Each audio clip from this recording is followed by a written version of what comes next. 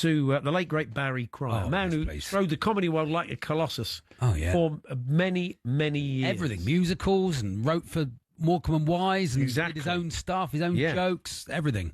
I was telling you earlier on, when I was a young lad, I was writing some stuff for Frankie Howard. We wrote some. He asked us to write some stand-up for him, sort of cabaret stuff. Oh yeah. So me and the guy I was writing with, we wrote this stuff, and Frank was notoriously insecure. Oh, was he? Yeah. And worried about doing new material. Wouldn't back himself. Which is why he said, "Oh no, yes, because you see," for about 30 years. So he was very nervous about new material. And I was working at the Beeb at the time, writing, and Barry popped his head round the door, and he said, and he just say hello. He was in the building, and he said, I've read some of your stuff. He said, Frankie biked it over. But he said, yeah. Oh, really? He biked to over to check it out. Him, to Gorton and Simpson. He biked it over to people he trusted to see new young guys, the hot young writers. Because he wasn't sure. Oh, very good. But anyway, and I got to meet him a few times along the way, and a fantastic character and great company. And now his son Bob wants to make a film of some of his dad's best jokes. Yes, which he would share we'd phone up, wouldn't he? Regular chats with comedians, and he'd always have a joke. If you gigged with him, or you saw him on a TV run through or something wherever you were, he'd go, "Do you want to hear a joke?" And you go, "Yeah, of course I want to hear a joke," because that's what comedians don't tell jokes, Paul. Backstage, you might then people might be shocked to hear that. What about jokes? No one's telling jokes. Let's have a chat with Bob Cryer now. Good afternoon, Bob. Hello, Bob. Good afternoon, gents. How are you? Yeah, very well. It's very nice to speak to you. Yeah, we're good. Nice to speak to you too. So yeah, he was a great man in a time when jokes have become a bit passé and no one really tells them anymore. Sadly, we all love a joke, but no one tells them anymore. Your dad kept the flame alive, didn't he?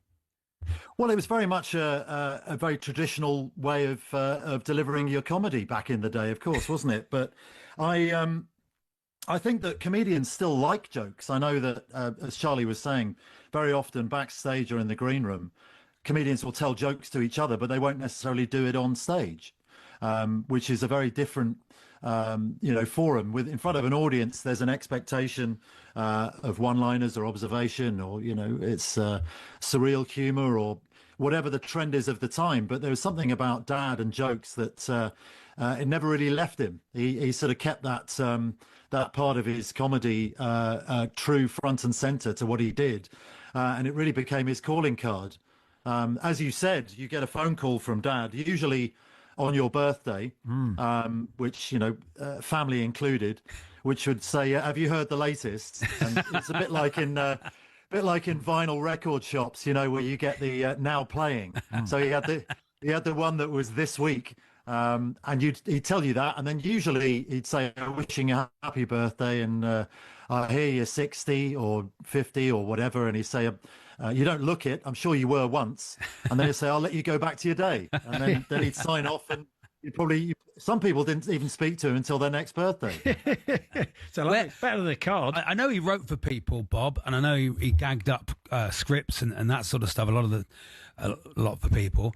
Do you know where he got his jokes that he would tell from, his sort of Shaggy Dog Story style jokes? Oh, well, I couldn't tell you that, obviously, because I'd have to, be a legal minefield. But, he did always say, "I'm an archivist. I'm not a joke teller," that these jokes would find their way. Well, it's like folk music, isn't it? It's like folk music. It needs to be retold for it to live on. That's the perfect legal defence. This is an oral tradition that we don't know. Somewhere back in the mists of time, someone observed a cockerel, or someone trying to cross a road. Yes, and, they decided that there was some sort of foible there that they wanted to draw attention to. So let's blame Hans Christian Andersen. Let's say it all started with him. But I suppose he was a very clubbable individual, even though he didn't necessarily join clubs. He said, I would join one and then beat yourself over the head with it. It's a bit like Groucho Marx. I didn't want to be part of a club. That would have me as a member. Exactly. So, but his club was the pub usually, and you won't be surprised to learn that quite a few of the jokes that Dad stumbled across as he was leaving, someone trod on his hand as he was exiting the pub, and said, "Barry, don't forget this one before you go." Yeah. And he would take out his packet of Consulate, which for the teenagers out there is menthol cigarettes, Yes. which Graham Gardner always used to say he smoked menthol cigarettes because they had white packets, Right. and there was more space to write on. Yeah. And he called them his filofags. So Dad would take out his biro and scribble that down. And I still to this day, I've got some postcards and old fag packets stuffed in a shoebox. Oh, fantastic. Where he'd write these things down. I couldn't make head nor tail of what he was trying to get across to himself, but he knew that brain computed it, and it would be the algorithm of its day.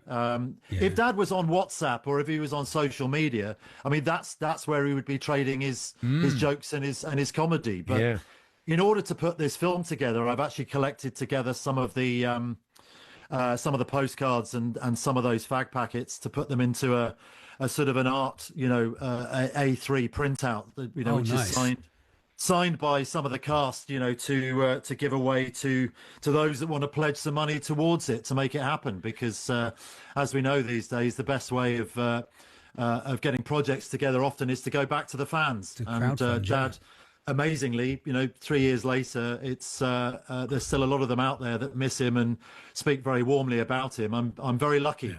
Indiegogo.com has got all the details there. People can make a donation. There are kind of, as is often the case, there are various sort of stages and amounts. You get the setup for a tenner, the punchline for 25, the tag for 50, the gag. So yes, so there's different amounts that you can give, and you get obviously I've sort of broken them down into those kind of categories, and I'd sort of have Dad on my shoulder every now and again, wincing if anything comes across as too pompous, because he always said, I hate analysing comedy. Analysing comedy is like dissecting a frog. Nobody laughs and the frog dies. But at the same time, it's comedy fans, and I think you'll all recognise those kind of headings. But they offer, differing scales of involvement, all the way up, dare I say it, to executive producer with a walk-on part. Oh, very nice. And you're directing it, Bob, and you've got some big stars to tell his jokes. That's how it's working, is it? I've spent most of my life as a freelance actor and writer without ever having to bear responsibility for these things. But in the short time I've been spending producing and putting together my directing template for this, I've realised that I don't want to misspeak about who's involved, because should they their schedules not allow. Course, but all I will say is that venerable names, your friends and mine, people like Jack D and Harry Hill and Rob Brydon, have all thrown their hat in the ring to lend their support, shall we say. Brilliant.